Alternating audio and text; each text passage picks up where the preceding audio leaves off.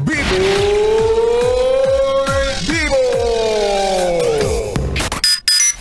Sabi nila, bago ka tuluyang tumanda, dapat nakapag-ipon ka na para ikaw ay handa. Ganun ba? Sa hirap ng buhay ngayon, hindi ko alam kung aabot pa ba ako sa pagtanda. Ngayon palang pagod na, ngarag na, haggard na. Yung edad 25 pero yung katawan parang pang lolo na. Diba? Ang dali-daling sabihin na mag-ipon, mag-ready, mag-secure ng future. Kahit sino naman yan ang gusto, diba? Pero paano? Yun yung tanong paano? Pwede ko ba yung sabihin sa mga bayarin ko? Pwede ko bang sabihin sa Meralco na, ay, wait lang po hindi mo na ako magbabayad ng 3 buwan. Iipunin ko lang para sa magandang kinabukasan. Ay nako, sa hirap ng buhay, ang hirap-hirap paghandaan ng kinabukasan. Diyos ko, uulamin ko nga bukas, hindi pa ako ready. Hindi ko pa alam kung ano. Yung pa kaya ay nasa malayo pa.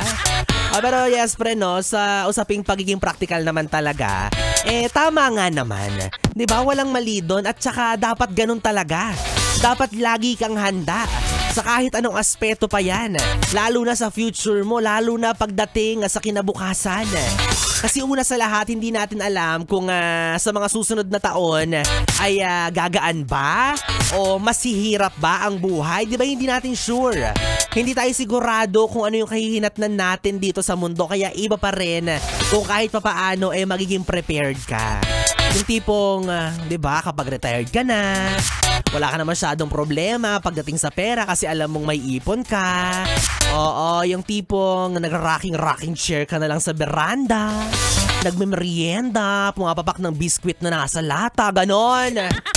Diba, yung wala ka nang iniintindi sa buhay, wala ka na masyadong iniisip.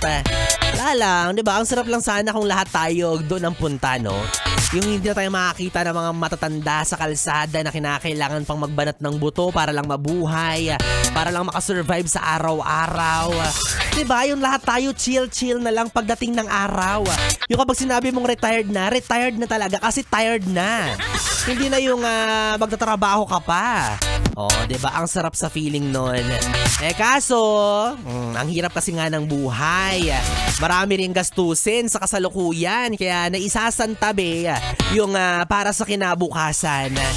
Alam mo naman tayo mga Pilipino, hanggat hindi pa nangyayari, wala muna tayong pake. Yan, halimbawa, summer pa lang, alam mo nang butas yung bubong ninyo. Pero syempre, ngayon mo lang yan naayusin kung kailan may bagyo. Yan ang gusto ko sa'yo. Kaya iba pa rin, yes friend, ang handa para hindi magmukhang kawawa. Basta ako kung magiging handa man ako, feeling ko Shanghai ako para lahat kayo ako yung paborito. Ay naka, well anyways mga yes friend, kapiling nyo na ang DJ na mabilis bumayo. Ang alin? Ang dila sa mikropono, ikaw talaga? It's me your boy, DJ B-Boy, B-Boy, B-Boy. Atakin niya. Ano daw? Anong sabi ng mabilis bumayo?